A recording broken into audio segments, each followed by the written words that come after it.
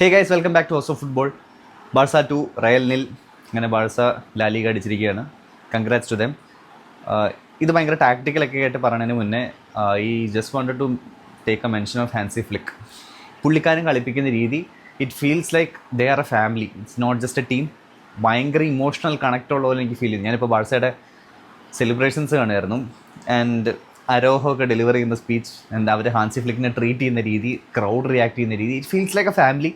And it's ultimately football offer ചെയ്യുന്ന ഇതാണല്ലോ, it's ultimate happiness. അത് ഈ ടീമിനെ സപ്പോർട്ട് ചെയ്യുന്നവർക്കായാലും ജനറലി, ഇപ്പോൾ ഞാൻ പുറത്തുനിന്ന് കാണുന്ന ഒരാളായാലും, ഞാൻ വലിയ ബാഴ്സ ആരാധകനൊന്നുമല്ല, പക്ഷേ പുറത്തുനിന്ന് കാണുമ്പോൾ this is what football is like. ഇത് പലരും ഇങ്ങനെ ചോദിക്കാറില്ല, എന്തിനാണ് ഇത്ര കളി നോക്കുമ്പോൾ ഇങ്ങനെ കരയണത്, എന്തിനാണ് ഇത്ര വിഷമിച്ചിരിക്കുന്നത്, എങ്ങനെയാണ് ഡിപ്രഷനിലേക്കൊക്കെ പോകുന്നത്. കളി ജയിക്കുമ്പോൾ ഇങ്ങനത്തെ ഒരു ഇമോഷൻ കിട്ടും. അപ്പോൾ ആ ഒരു ഇമോഷണൽ കണക്റ്റ് വരണമെങ്കിൽ നമ്മൾ ടീമായിട്ട് അത്ര അറ്റാച്ച്ഡ് ആയിരിക്കണം, ആൻഡ് പ്ലെയേഴ്സിന് എത്രത്തോളം അറ്റാച്ച്മെൻറ്റ് ഉണ്ടാവണം. ഇത് ചിലരുടെ അടുത്ത് നമുക്ക് പറഞ്ഞാൽ മനസ്സിലാവില്ല എങ്ങനെയാണ് ഫുട്ബോൾ കാണുമ്പോൾ കരച്ചിൽ വരുന്നതെന്നൊക്കെ. ഓഫ് കോഴ്സ് അതുകൊണ്ടാണ് നമ്മൾ ഫുട്ബോളിൻ്റെ അഭിപ്രായം പറയുമ്പോൾ നമുക്ക് ചിലപ്പോൾ ബാക്ക്ലാഷ് കിട്ടുന്നത് അതുകൊണ്ട് തന്നെയാണ്. So ultimately what football means is to celebrate at the end of every season. എന്തെങ്കിലും അടിച്ചു കഴിയുമ്പോൾ ഇങ്ങനത്തെ ഒരു ഇമോഷണൽ കണക്ട് ഉണ്ടാക്കുക. ഇപ്പം ഇവിടുത്തെ ബാഴ്സ ആരാധകർക്കായാലും അവർക്കൊരു പുറത്തിറങ്ങി നടക്കുമ്പോൾ ഒരു സുഖമല്ലേ. So this is what football is. ആ സെലിബ്രേഷൻ കണ്ടു കഴിഞ്ഞപ്പോൾ എനിക്കൊരു ഭയങ്കര സന്തോഷവും ഇതൊക്കെ തോന്നിയതാണ്. Not because of Barca fan, but അത് ജനറലി കാണാൻ ഒരു രസമുണ്ട്. How they treat their coach. ആ കോച്ച് ഇങ്ങനെ ഡെലിവർ ചെയ്യാം. This is not the best Barca team that has ever played football. അതൊങ്ങനെ ഒരിക്കലും നമുക്ക് ഇത് ചെയ്യാൻ പറ്റില്ല. എസ്പെഷ്യലി ഡിഫൻസീവ് സൈഡൊക്കെ എടുത്ത് നോക്കിക്കഴിഞ്ഞാൽ ഇതൊരിക്കലും ബാഴ്സയുടെ ബെസ്റ്റ് ഡിഫൻസീവ് ലൈനോ best of their best attacking ലൈനോ ഒന്നും പറയാൻ പറ്റില്ല. അറ്റാക്കേഴ്സിന് പ്രശ്നമുണ്ട്, ഡിഫൻസീവ് ലൈൻസ് പ്രശ്നമുണ്ട്. But the way Hansi Flick has treated this team, he deserves all the credit. ഇത് ഇങ്ങനെ കളിക്കുന്നതിൻ്റെ ഒരു മെയിൻ റീസൺ അവിടെ ഹാൻസി ഫ്ലിക്ക് ഉള്ളതുകൊണ്ടാണ്. വേറെ ഏത് മാനേജർ ആയാൽ പോലും ഇത് ഇങ്ങനെ കളിക്കില്ല. ഈ ചില കാര്യങ്ങൾ നമ്മൾ പറയില്ല, ഇപ്പോൾ ഓരോരുത്തരെ കണ്ടുപിടിക്കണം. ഇപ്പോൾ ഞാൻ കഴിഞ്ഞ ദിവസം വിനീഷ്യസിനെയും ക്വരസ്കേലിയും കമ്പയർ ചെയ്തപ്പോൾ ഞാൻ വിനീഷ്യസ് ഇത് കണ്ടുപിടിക്കണം എന്ന് പറഞ്ഞ പോലെ ഐ ഫീൽ ലൈക്ക് റയൽ കുറച്ച് ലെസൺസ് എടുക്കാനുണ്ട് ഇങ്ങനത്തെ ഒരു സിസ്റ്റത്തിൽ നിന്ന്. Like how you treat the team as a family. ആ ഒരു ഹാർമണി ഉണ്ടെങ്കിലാണ് നമ്മൾ എന്തിനകത്തേക്കും എത്തുള്ളൂ. Like you should trust each other. ഇപ്പോൾ ഒരു കപ്പ് അടിച്ച് കഴിയുമ്പോൾ how they are treating each other, how they are treating their coach, ഇതൊക്കെ ഭയങ്കര ഇമ്പോർട്ടൻറ്റ് കാര്യങ്ങളാണ്. കപ്പ് അടിച്ചില്ലെങ്കിൽ പോലും how you treat each other is also very important. So ഇങ്ങനത്തെ ചില ലെസൺസ് ഐ ഫീൽ ലൈക്ക് ഇത് എല്ലാവർക്കും ഒരു പാഠമാണ്, not just for Real Madrid. ആ ടീം ഹാർമണിയൊക്കെ കാണാൻ ഭയങ്കര രസമുണ്ട്. നമ്മൾ വേറെ വലിയ റിസൾട്ടൊന്നും ഞാൻ റയലിൻ്റെ കയ്യിൽ നിന്ന് പ്രതീക്ഷിച്ചില്ല. ലൈക്ക് ഒരു വലിയ ക്രൈസിസിൽ കൂടിയാണ് അവർ പോകുന്നത്. So nobody expected Real to ഇങ്ങനെ വന്നിട്ട് വലിയ അടിപൊളിയായിട്ട് കളിക്കുന്നു ആരും എക്സ്പെക്ട് ചെയ്തിട്ടില്ല, ഞാനും എക്സ്പെക്ട് ചെയ്തിട്ടില്ല. ബട്ട് ബാഴ്സ ഇതിനെ അപ്രോച്ച് ചെയ്തത് ലൈക്ക് ഒരു പ്രൈഡ്, ഒരു മൊമെൻറ്റ് പോലെയാണ്. They wanted to win the cup in front of their fans, അതും ഒരു ഇമ്പോർട്ടൻറ്റ് മാച്ചിനകത്ത്. സോ അവർ കംപ്ലീറ്റ്ലി ടേണപ്പ് ചെയ്തു എന്നാണ് എനിക്ക് ഫീൽ ചെയ്തത്. Especially the midfield, the way it work, ഭയങ്കര ഡൈനാമിക്സ് ആയിരുന്നു. പെഡ്രി, ഗാവി, അബ്സല്യൂട്ട്ലി എനിക്ക് ഭയങ്കര ഇഷ്ടപ്പെട്ടൊരു കളിയായിരുന്നു അവരുടെ. Also Dani Olmo special mention, അടിപൊളിയായിട്ട് കളിച്ചു. എൻ്റെ അടുത്ത് പറഞ്ഞിട്ട് മറ്റൊരു പ്ലെയറാണ് റാഷ്ഫോർഡ്. ഞാനും ഇവിടെ നിന്ന് റാഷ്ഫോർഡിനെ കുറേ കുറ്റം പറഞ്ഞിട്ടുണ്ട്. ലൈക്ക് ഇല്ലാന്നൊന്നും ഞാൻ പറയുന്നില്ല. ലൈക്ക് റാഷ്ഫോർഡ് ചില സമയത്ത് ക്രിറ്റിസിസം ഡിസേർവ് ചെയ്തിട്ടുണ്ട്. ബട്ട് ഇന്നലെ he was absolutely brilliant. He was one of the best wingers. He was Barca's best attacker എന്ന് എനിക്ക് ഇന്നലെ ഫീൽ ചെയ്തു. ഫസ്റ്റ് ഗോൾ എടുത്ത് പറയണം, ദ ഫ്രീ കിക്ക്. ഞാൻ ഒരിക്കലും അത് ഫാർ പോസ്റ്റിലേക്ക് അടിക്കുന്നു വിചാരിച്ചില്ല, ഞാൻ നിയർ പോസ്റ്റിലേക്ക് പോകുന്നതാണ് വിചാരിച്ചത്. But he took it to far post. അതൊക്കെ ഒരു പ്ലെയേഴ്സ് പ്രസൻസ് ഓഫ് മൈൻഡാണ്. റാഷ്ഫോർഡ് നമ്മൾ എന്തൊക്കെ കുറ്റം പറഞ്ഞാലും he is a very coachable player. നമുക്ക് ചില കാര്യങ്ങൾ പുള്ളിക്കാരനിലൂടെ എക്സിക്യൂട്ട് ചെയ്യാൻ ഇസ് വെരി ഈസി. അതുകൊണ്ട് തന്നെയാണ് ഹാൻസി ഫ്ലിക്ക് റാഷ്ഫോർഡിനെ വാങ്ങിച്ചതും. ആൻഡ് റാഷ്ഫോർഡ് എല്ലാവരും പറയുന്ന പോലെ ഈ സട്ടർ ഫ്ലോപ്പ് പ്ലെയർ ഒന്നുമല്ല.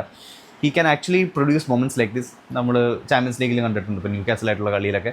The way he scored goals, especially ഇങ്ങനത്തെ കളിയിലേക്ക് വരുമ്പോൾ he can score important goals. അതും ഒരു ഫ്ലെയർ ഉള്ളൊരു പ്ലെയറാണ്.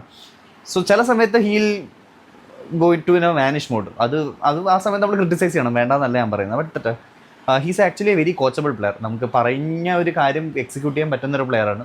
ഐ പേഴ്സണലി ഫെൽറ്റ് റാഫിനി ആയിരിക്കും സ്റ്റാർട്ട് ചെയ്യാൻ, ഐ മീൻ ഇല്ലാത്ത ഒരു സിറ്റുവേഷനിൽ. But Rashford came up and that was one of his best games. And especially the midfield Pedri had a really amazing game. അടിപൊളിയായിട്ട് കളിച്ചു. ആൻഡ് ഓൾമോഡ് ആരും എടുത്ത് പറയണം, the Leh of for the second goal. Ferran Torres കളിച്ച രീതി, Ferran ടോറസും എനിക്ക് തോന്നുന്നു ഭയങ്കര അടിപൊളിയായിട്ട് കളിച്ചൊരു കളിയാണ് ഇന്നലെ. എസ്പെഷ്യലി റാഷ്ഫോർഡിന് സെറ്റപ്പ് ചെയ്ത് കൊടുത്തൊരു കേളിംഗ് ബോളൊക്കെ ഉണ്ടായിരുന്നു. So that's absolutely insane. അങ്ങനത്തെ ബോളൊക്കെ കളിക്കുന്നതാണ്. നല്ല രസമുണ്ടായിരുന്ന കളി ഇന്നലെ കാണാൻ. I mean almost everyone had a really nice game. Even coming from the bench, De Jong had a really good game. Raphinha had a good game. Lewandowski score ഷീറ്റിലേക്ക് എത്തിപ്പെടാൻ കുറേ ശ്രമിക്കുന്നുണ്ടായിരുന്നു. But he couldn't score. But I mean അത് പുള്ളിക്കാരുടെ ഒരു mindset നമുക്ക് മനസ്സിലാവും. He really wanted to score a goal. This is one of their best matches Barca കളിച്ചിട്ടുള്ളതിൽ. ഐ മീൻ ഒപ്പോസിഷൻ അധികം ഒന്നും ഓഫർ ചെയ്തിട്ടുമില്ല. ആൻഡ് റയലിൻ്റെ കാര്യം എടുത്തു കഴിഞ്ഞാൽ പലതും ഭയങ്കര മിസ്മാച്ച് പോലെ എനിക്ക് ഫീൽ ചെയ്തു.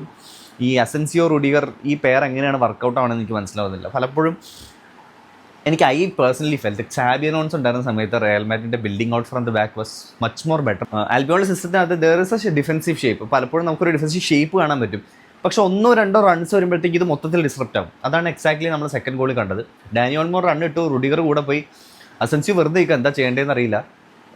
ദാറ്റ് വാസ് കംപ്ലീറ്റ്ലി, ഞാൻ അങ്ങനത്തെ ഒരു റിയാക്ഷൻ പുള്ളിയുടെ കയ്യിൽ നിന്ന് എക്സ്പെക്ട് ചെയ്തില്ല. ആൻഡ് ഫെറാനി ഇറ്റ് വാസ് ഓടിച്ചെന്ന് കടിക്കാൻ പറ്റുന്ന ഒരു സിറ്റുവേഷനിലേക്ക് അത് ഇട്ട് കൊടുക്കുകയായിരുന്നു. ഭയങ്കര റിയാക്ഷനൊക്കെ ഭയങ്കര സ്ലോ ആയിരുന്നു പല പ്ലേയേഴ്സിൻ്റെ. ആൻഡ് ഫസ്റ്റ് ഫൗൾ റുഡിഗർ ചെയ്ത ഫൗൾ അതൊക്കെ ടോട്ടലി അൺനെസസറി ആയിരുന്നു. And Camavinga he's very slow to react. അറിയില്ല കാമവിംഗയ്ക്ക് ഒരു വലിയ ഫ്യൂച്ചർ ഉണ്ടോ ഈ ടീമിൽ നിന്ന്. ബിക്കോസ് പുള്ളിക്കാരൻ മിഡ്ഫീൽഡിൽ അത്ര നന്നായി കളിക്കുന്ന എനിക്ക് ഫീൽ ചെയ്യുന്നില്ല. അതിലും നന്നായിട്ട് പുള്ളിക്കാരൻ ചിലപ്പോൾ ലെഫ്റ്റ് ബാക്ക് കളിക്കുന്നതാണ് എനിക്ക് തോന്നുന്നത്, ഈ മിഡ്ഫീൽഡിൽ ഫംഗ്ഷൻ ചെയ്യാനേക്കാളും നന്നായിട്ട്. ആൻഡ് ലെഫ്റ്റ് ബാക്കിൽ ഇന്നലെ കളിച്ച Fran Garcia also had a really bad game. Vinicius എന്തൊക്കെയോ ചെയ്യുന്നുണ്ടായിരുന്നു, നോ ക്ലൂ. ബെല്ലിംഗാം എന്തോ ചെയ്യുന്നുണ്ടായിരുന്നു. ബെല്ലിംഗാം കുറേ ട്രൈ ചെയ്യുന്നുണ്ട് എന്തൊക്കെയോ, പക്ഷെ ഒന്നും നടന്നില്ല. Trend had A decent game. Trend 2-3 chance setup ചെയ്ത് കൊടുക്കാനൊക്കെ ശ്രമിച്ചു. ആദ്യത്തെ ഒരു 20-25 മിനിറ്റിൽ I think Garcia had really good chance, അത് അടിച്ച് കളഞ്ഞു. പിന്നെ റൈറ്റ് സൈഡിൽ നിന്ന് അവർക്ക് കുറേ ചാൻസ് കിട്ടുന്നുണ്ടായിരുന്നു. എനിക്ക് പേഴ്സണലി ഫീൽ ചെയ്ത് ഫെർമിനും ക്യാൻസലും പ്രസ് ചെയ്യുന്ന രീതി കുറച്ച് പ്രശ്നം ഉണ്ടായിരുന്നു. അതുകൊണ്ടാണ് ആ സൈഡിൽ നിന്ന് കുറേ ബോൾസ് വരണ്ടായിരുന്നു. But apart from that Barca didn't make many much mistakes. അത് ഓൾസോ റയലിൻ്റെ കയ്യിൽ നിന്നൊരു വലിയ പോസിറ്റീവ് ആറ്റിറ്റ്യൂഡിലൊന്നും അല്ല അവർ കളിയിലേക്ക് അപ്രോച്ച് ചെയ്തത്. So Barca absolutely deserve this. And ഒരു 29th league title is very important to them. Of course domestically നോക്കുമ്പോൾ അവർ 2 കപ്പ് അടിച്ചിട്ടുള്ളൂ. ബട്ട് നെക്സ്റ്റ് സീസണിലേക്ക് വരുമ്പോൾ they need to compete for champions league. Because that's where it matters. എനിക്ക് തോന്നുന്നു ബാഴ്സയ്ക്ക് lack ചെയ്യുന്ന area അത് തന്നെയായിരിക്കും. They want to compete in Europe. അത് നല്ലൊരു കോമ്പറ്റീഷൻ കൊടുക്കണമെന്ന് ആഗ്രഹം ഉണ്ടാവും. ഇനി അടുത്ത സീസണിലേക്ക് വരുമ്പോൾ ഇതിനൊക്കെ എങ്ങനെ ഇമ്പ്രൂവ് ചെയ്യാൻ പറ്റും എന്നുള്ളതാണ് ബാഴ്സനെ ശ്രദ്ധിക്കേണ്ടത്. They need to bring in players. Defensively ഇഷ്ടംപോലെ പ്ലേയേഴ്സ് വരാൻ ഡിഫെൻസീവ്ലി നല്ല പ്ലേയേഴ്സിനെ റിക്രൂട്ട് ചെയ്യണം. Of course there will be a very interesting tactical change going to next season. അത് എന്താണ് ഫ്ലിക്ക് പ്ലാൻ ചെയ്യണമെന്ന് നമുക്കിപ്പോൾ പറയാൻ പറ്റില്ല. സൈനിങ്സ് ഒക്കെ വന്നാലേ നമുക്ക് പ്രെഡിക്റ്റ് ചെയ്യാൻ പറ്റുള്ളൂ. സോ ഐ ഹോപ്പ് ഈ സിസ്റ്റത്തിൽ വലിയ ചേഞ്ച് ഉണ്ടാവും എന്നുള്ളത്. ആൻഡ് അറ്റാക്കിംഗ് വൈസ് നോക്കുമ്പോഴും ദേ നീഡ് മോർ അറ്റാക്കേഴ്സ്. നല്ലൊരു സ്ട്രൈക്കർ വേണം. പക്ഷേ ഇതിനൊക്കെ മേടിക്കാൻ പൈസ ഉണ്ടോ എന്നുള്ളതാണ് മറ്റൊരു ചോദ്യം. ആൻഡ് റാഷ്ഫോർഡിനെ നിലനിർത്തുമോ? റാഷ്ഫോർഡിന് ഒരു 30 മില്യൺ മേടിക്കുമോ? That's also a question. കാരണം ആ 30 മില്യൺ നമ്മൾ അവിടെ സ്പെൻഡ് ചെയ്യണേക്കാളും നല്ലത് ആ 30 മില്യൺ വേറെ ഏതെങ്കിലും യങ് അറ്റാക്കറിൻ്റെ മേലിൽ സ്പെൻഡ് ചെയ്യണമാണോ?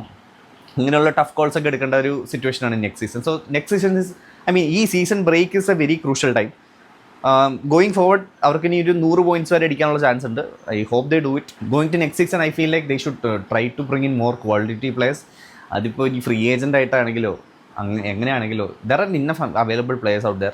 ബാഴ്സ വിളിച്ചാൽ വരാത്ത പ്ലേയേഴ്സും ഇല്ല. So they have that pulling power. അപ്പോൾ ആ ഒരു പവറൊക്കെ ഉപയോഗിച്ച് അവർ കൊണ്ടുവരുന്നതാണ് എനിക്ക് പേഴ്സണലി ഫീൽ ചെയ്യുന്നത്.